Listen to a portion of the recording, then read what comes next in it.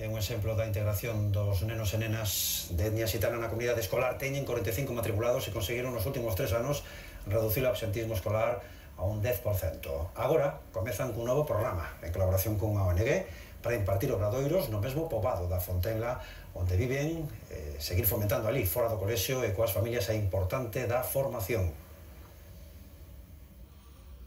No poboado xitano da Fontela e Maside viven unha vintena de nenos e nenas. Chegan do colexio e hoxe teñen a visita do director e do seu profesor de religión evangélica. Marcos é ademais o mediador social do centro coas familias e conseguiu gañarse a súa confianza e cariño.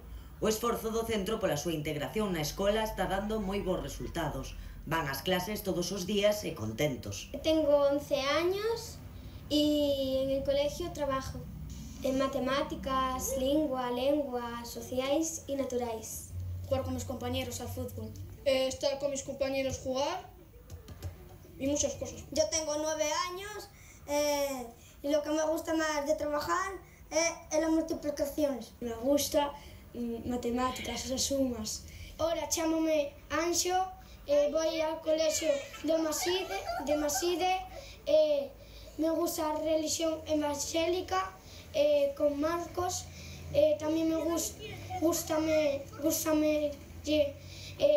hacer lingua galega. Nos últimos 3 anos conseguiron reducir o absentismo escolar ata un 10%, pero agora van comezar a traballar tamén fora do colexio, aquí no poboado e coas familias. Dar reforzo escolar aos rapaces, axudarles a estudiar, logo tamén organizar actividades para os pais, escolas de pais,